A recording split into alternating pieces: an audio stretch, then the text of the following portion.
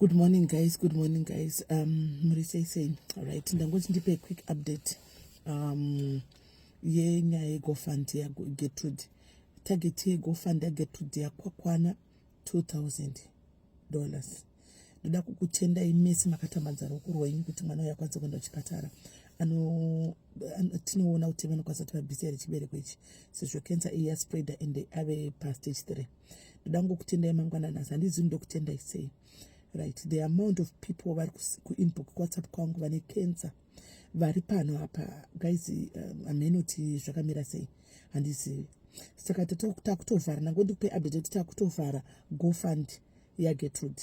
Tobva tatotanga GoFund yeumurume womwe wedu. She's a die-hard diary mukadzi zvokuti when she came to me twice apapa I felt bad kuti ndakangofila bad sokuti tinogara nchira charity begins at home, but right now ndatadza kuti tingadi tatotanga nemukadzi yeyu, but it's fine. Mwari ane maitiro avo handimaona because ndewe pano ende zveshuwa charity begins at home, but takutotanga uye murume wake because murume wake ane blood cancer.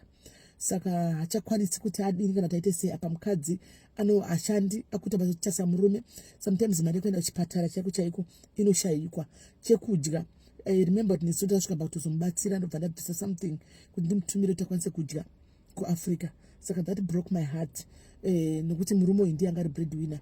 Murume uyu anga achiita basa rekutengesa masculptures achigadzira achidini, but she has tried kutsvaga macustomers kuti adini mungoziva iko zvinezvi zvinhu zvinenge zviri lolo ashaya handimaona. Saka ndatongoona kuti pakuti murume ade tongoitawo zvatakwanisa guys, because pasvika pakaipa ari South Africa nevana hapana pekutangira. Saka murume blood cancer mungozivawo guys, mari yacho iri kudiwa yakawandisa hatikwanisi. Andonzi ngainzi ari kunzi ngaite madialysis 3 times per week. Saka patoda tutite GoFundMe yekuti pane zvimwe zvaida kuitwa kuhospital koko kumatest nechiti akwanisa kuwana mari yacho. Mapepa acho ndinawo ese nditinogona kuzoposta zvangu manheru animaona mapepa aya ndinawo ndokupostera manheru kuti muone, but takutotsvaga takutoda kupa matezo emurume zvese nepicha yake tiposte then muone. Handitika veduwee a cent will go a long way. Isusu kuti we opt here edu hatina edu mari dzekuti tichida kupawo vanofarawo vedi ava vamwe vanenge vachipuwawo navamwe, but panguva ino tikumbofokasa hedu kune vanodi vari kurwara vari kutsvaga utano. Saka ndaingokumbirawo anokwanisawo kutambadza ruoko rwake muGoFund iyoyi kandawo mari yavo unenge unayo. Vaya vari kuda kudzvara, those who want to seed, these are the places to seed. Ndoko kusidha uku usanosidha kwapapa nokuti inongodliwa yoenda kumagirlfriend mari. Chisidhai kune vanhu vari kurwara vari kutsvaga raramo. Zvasi zvokuti kwanza uchatendwa navo no, asi kuti unotendwa nedenga. Chisidha uchinamata wakabata mari yako wapedza woitsa kuGoFund kumunhu iyeye, muchazoona kuti Mwari anokuitirai zvakaita sei handiti. Saka ndoda ngotenda zvangu ende ndichingokumbira zvakaita sati tapedza tikuenderera mberi.